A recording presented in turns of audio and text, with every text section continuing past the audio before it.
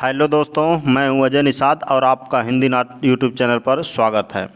हम Uttar Pradesh TGT PGT, Rajasthan TGT PGT, Rajasthan junior, NVS, KVS, net JRF इत्यादि exam की तैयारी के लिए यह प्रैक्टिस कर रहे हैं। हम प्रत्येक दिन एक टीजीटी पीजीटी का मॉडल पेपर सॉल्व कर रहे हैं, कम समय में इसका विश्लेषण कर रहे हैं। ये हमारा 14वां वीडियो है और प्रत्येक वीडियो में 100 से प्लस क्वेश्चन है, यानी कि हम 1400-1500 क्वेश्चन कर चुके हैं कुछ ही दिनों में। आइए शुरू करते हैं। पहला क्वेश्चन, रसज्ञ रंजन किस सुप्रसिद्ध निबंधकार की कृति है? तो यह आचार्य महावीर प्रसाद द्विवेदी जी की कृति है। ऑप्शन नंबर डी सही है। राष्ट्र की भाववाचक संज्ञा क्या होगी? तो राष्ट्र की भाववाचक संज्ञा राष्ट्रीयता होगी। राम शब्द के षष्ठी एक वचन का रूप क्या होगा? तो यह रामस्य होगा। ऑप्शन नंबर बी सही है। पठ धातु के वर्तमान काल में मध्यम पुरुष के एक वचन का रूप क्या होगा? पठसी होगा। ऑप्शन नंबर बी सही है। आजन्म शब्द में समास कौन है? देखो यहाँ पे उपसर्ग लगा है, जब उपसर्ग लगा है तो अव्ययी भाव हो जाएगा। अतिथि का पर्यायवाची शब्द है, पर्यायवाची शब्द कौन सा है? आगंतुक। आगंतुक अतिथि का पर्यायवाची शब्द है। नई कविता के प्रवर्तक किसे माना जाता है? तो भारतेंदु हरिश्चंद्र जी को माना जाता है। घनानंद की कृतियाँ किस भाषा में रची गई? सब ब्रज भाषा में रची गई थी अधिकतम। हरिवंश राय बच्चन की आत्मकथा के कितने भाग प्रकाशित हुए? तो 4 भाग प्रकाशित हुए थे हरिवंश राय बच्चन के। एक था क्या भूलूं क्या याद करूं, दूसरा नीड़ का निर्माण फिर बसेरे से दूर, और एक था 10 द्वार से सोपान तक। ठीक, 4 थे। पहला वाला 1969 में प्रकाशित हुआ था। इस सही आरोही क्रम चुनिए। आरोही क्रम में चुनना है। यहाँ पे काल का विवरण दिया हुआ है। तो पहले छायावाद आया है, उसके प्रगतिवाद, प्रयोगवाद, नई कविता। ऑप्शन नंबर सी सही है।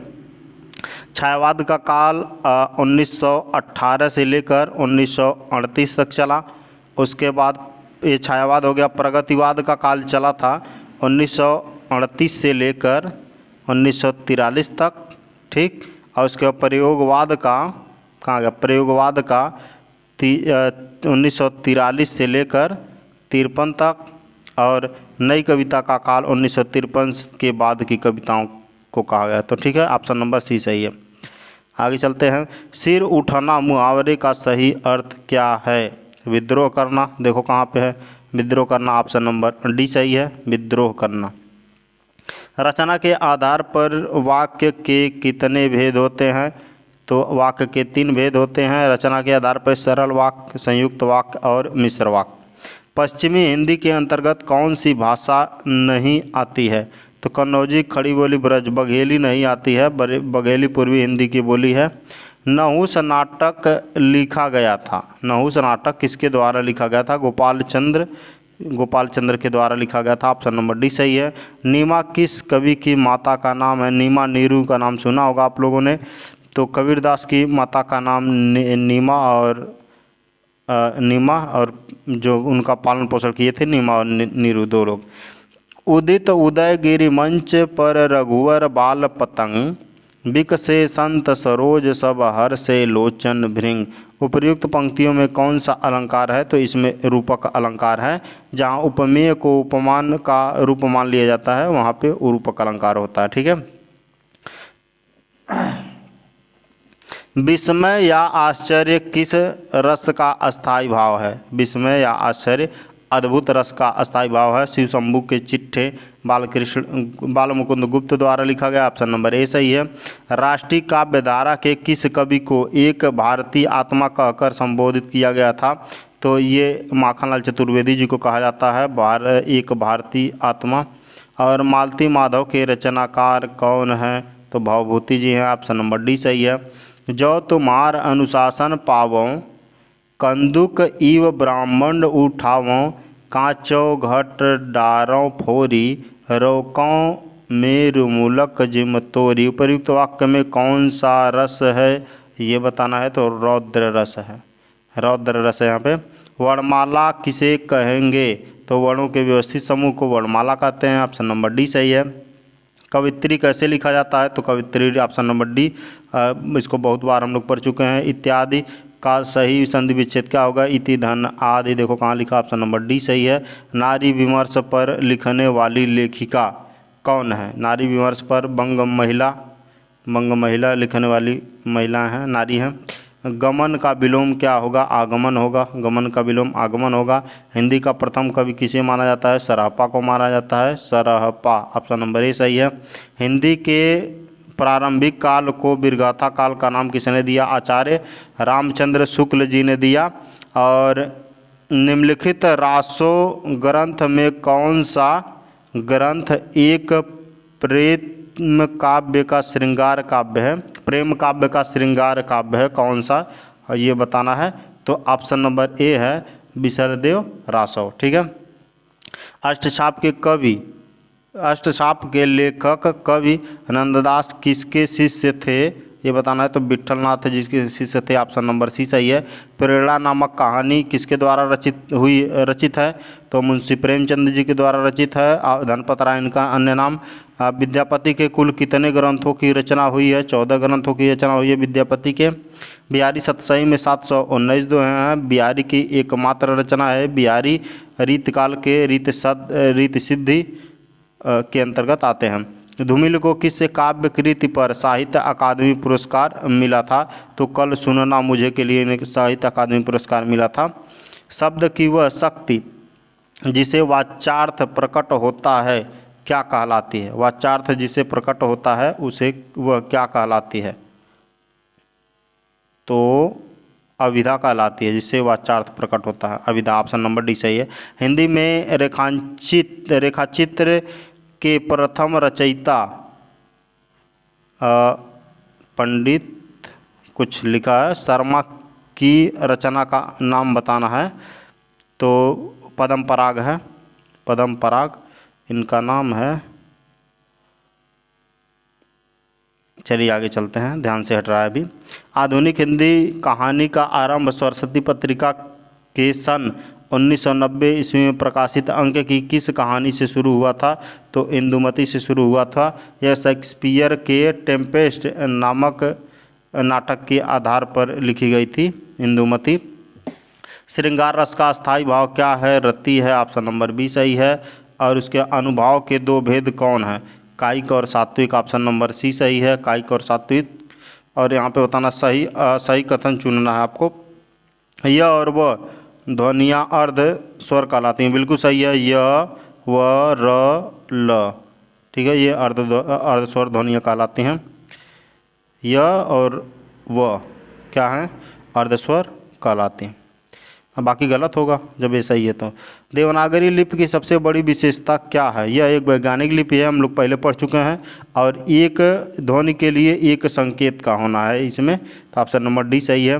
कर्म कारक के लिए कर्ता ने है, कर्ता ने, कर्म को, अच्छा कर्ता के लिए ने आएगा ना, तो कर्म के लिए को आएगा, सॉरी, कर्ता के लिए नहीं आता है, कर्म के लिए को आएगा, ऑप्शन नंबर डी सही है।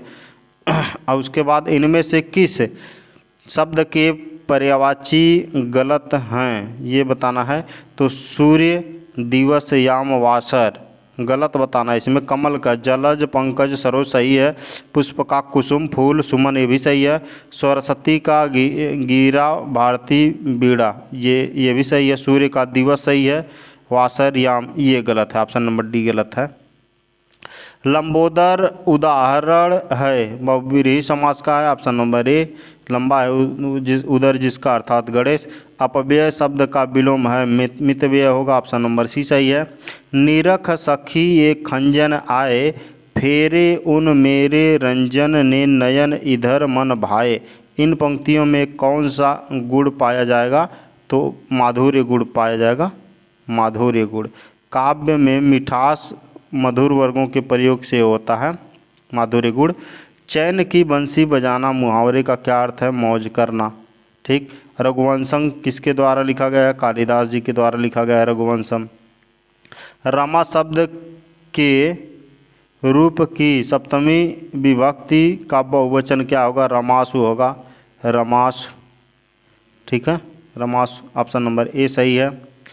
और उसके बाद अस्मद पद की तृतीया विभक्ति के रूप क्या हैं? तो मया, अवाभ्याम, अस्माभि, ऑप्शन नंबर बी सही है।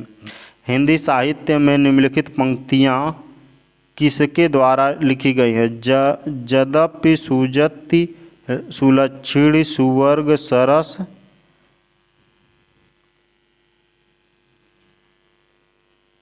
मीत सुमृत और भूषण बेनु न विरजई कविता वनिता मीत। ठीक है, ये लिखा हुआ, तो ये किसकी हैं? तो ये केशवदास की पंक्तियां हैं, ऑप्शन नंबर बी सही है। अभिज्ञ शब्द का विलोम क्या होगा? अनभिज्ञ होगा, ऑप्शन नंबर सी सही है। उत्साह शब्द का विशेषण क्या है? उत्साह का उत्साहित हो जाएगा। वीरांगना नामक उपन्यास के रचयिता कौन है? वीरांगना नामक उपन्यास के रचयिता रामधारी सिंह दिनकर जी हैं, ऑप्शन नंबर डी सही है। मोहन से चला नहीं जाता भाववाच्य है। आज गणित के अध्यापक ने कक्षा नहीं ली, नहीं आ गया तो निषेधात्मक हो गया। और निम्नलिखित में से कौन सा शब्द पताका का पर्यायवाची नहीं है? प्रस्तर, ये पहले आ चुका, प्रस्तर पत्थर का पर्यायवाची है, बाकी सब पताका का है। अब महाकवि कालिदास किस अलंकार के लिए प्रसिद्ध हैं? उपमा कालिदासस्य, उपमा के लिए प्रसिद्ध हैं कालिदास जी। रज्जु शब्द का हिंदी में क्या अर्थ होगा? रज्जु शब्द का हिंदी में अर्थ रस्सी होगा, ऑप्शन नंबर सी सही है। उसके बाद आगे चलते हैं। जिसमें धैर्य न हो के लिए एक शब्द क्या होगा? अधीर होगा, ऑप्शन नंबर सी सही है, अधीर। और आवरण शब्द का विलोम क्या होगा? आवरण का अनावरण हो जाएगा, आवरण का अनावरण, ऑप्शन नंबर ए सही है। और निम्नलिखित शब्दों से हनुमान का पर्यायवाची शब्द नहीं है। हनुमान का पर्यायवाची शब्द राम भक्त नहीं है। मेवाती किस उपभाषा वर्ग की बोली है? तो मेवाती राजस्थानी हिंदी की बोली है मेवाती, ऑप्शन नंबर डी। यह मारवाड़, जयपुरी, मेवाती, मालती, ये सब राजस्थानी हिंदी की बोलियां हैं। निम्नलिखित में से कर्मधारय समास किसमें है? बताना है कर्मधारय समास किसमें? नीलोत्पल में है। और चक्रपाणी में क्या है? बहुव्रीहि समास है। यहाँ पे दीर्घ समास है, चतुर्युगम। और माता पिता क्या है? माता पिता द्वंद्व समास है। गौशाला में तत्पुरुष समास है, संप्रदान तत्पुरुष। और वह सम्मात्रिक छंद जिसके प्रत्येक चरण में 24-24 मात्राएं और प्रत्येक चरणों में 11 और 13 मात्राओं पर यति होता है, ध्यान देना है, यति होता है, वो कौन सा छंद कहलाता है? वो रोला छंद कहलाता है। देखो सोरठा रोला लगभग एक जैसा आपको लगेगा, क्यों? क्योंकि इसमें 4 चरण होते हैं ना सोरठा में। तो पहला और तीसरा में 11 मात्रा, दूसरा और चौथा में 13 मात्रा। इसमें भी कुछ ऐसा लग रहा है, लेकिन यहाँ पे यति होता है, चरण में यति होता है। और यहाँ पे क्या होता है? ये चरण है, 4 चरण होता है। ठीक, यहाँ पे चरण में खत्म होता है मात्रा, और यहाँ पे यति होता है, ये ध्यान देना है। काव्य का वह गुण जो, कहाँ गया? काव्य का वह गुण जो चित्त में तेज और स्फूर्ति का संचार करता है, कौन सा गुण कहलाता है? तो वो जो गुण कहलाता है, ऑप्शन नंबर ए सही है। तरु रिपु धर रेखी के विरहिणी तीय अकुलाय में कौन सा काव्य दोष है? कुछ समझ में आया? नहीं, कठिन है तो क्लिष्ट हो जाएगा। न्यून अधिक पद तो नहीं, क्लिष्ट है, बहुत भाषा क्लिष्ट है। रहीमन चुप हो बैठिए, यहाँ पे हो रहना चाहिए, यहाँ पे हो, ठीक है। रहीमन चुप हो बैठिए, देख दिनन को फेर, जब नी के दिन आई है, बनत न लगी हैं देर। इसमें छंद बताना है। तो इसमें देखो कितना मात्रा है? इसमें 11 मात्रा, इसमें 13 मात्रा। 11-13 किस में होता है? तो दोहा में होता है। इसमें 11 मात्रा, इसमें 13 मात्रा, यानी पहले और तीसरे चरण में 11 मात्रा, पहले और तीसरे चरण में 11 मात्रा, और दूसरे चौथे चरण में 13 मात्रा। तो इसमें कौन सा छंद हो जाएगा? दोहा छंद। ठीक है, आगे आ जाओ। लखनऊ में आयोजित 1936 के प्रगतिशील लेखक संघ के, यहाँ पे कुछ गलत बोल दिया क्या मैंने? पहले और तीसरे में 13 मात्राएं होती हैं, गिन लेते हैं हम। देखो इसमें 3 मात्रा, 3 4, 4 2 6, 6 3 9, 9 2 11, ठीक, 11 हो गया इसमें, और इसमें बनत, और 2 यहाँ पे है, इसका देखो 2 यहाँ पे, 11 2 13, तो यानी कि पहले और तीसरे में 13 13 मात्रा, दूसरे और चौथे में 11 11 मात्रा है, तो कौन सा अलंकार हुआ? दोहा हुआ, ठीक है।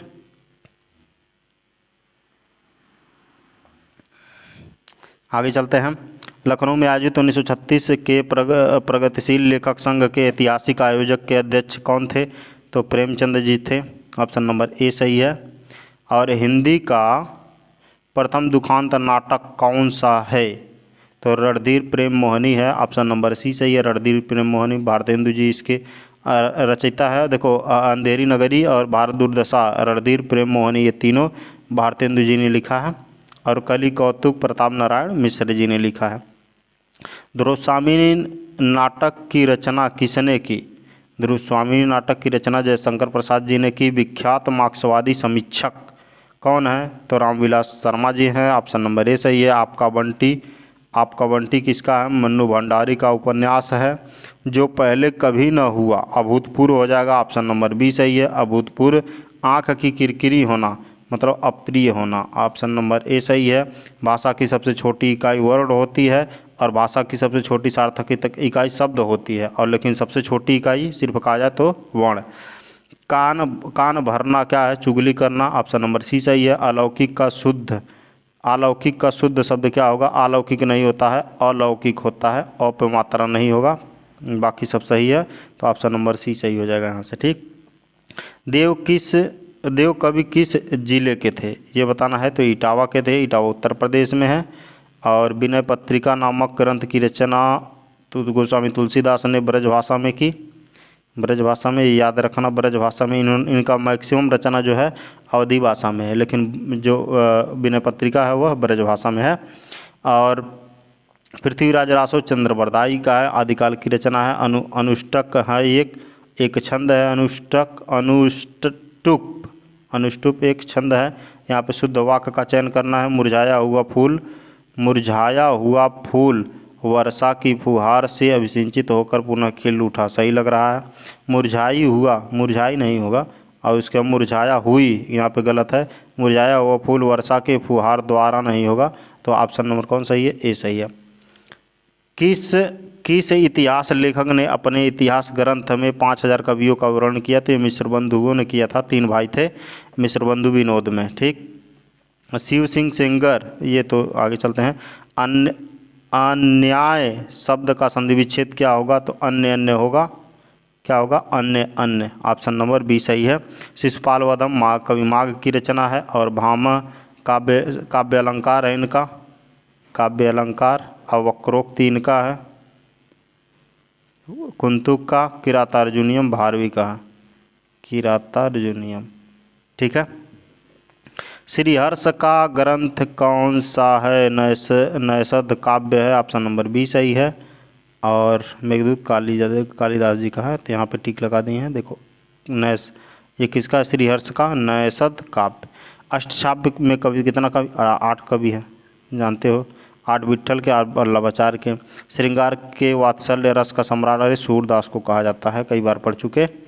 और भक्ति काल का प्रारंभ कहाँ से हुआ? दक्षिण भारत से हुआ, जानते हैं, अलवार संतों ने किया। सूरदास के दृष्टकूट पर किस काव्य ग्रंथ में संकलित है? ये बताना है। तो ये साहित्य लहरी में है। सूरदास के दृष्टकूट पर किस काव्य ग्रंथ में संकलित है? साहित्य लहरी में। जयशंकर प्रसाद की कामायनी की भाषा क्या है? तो खड़ी बोली है कामायनी की भाषा।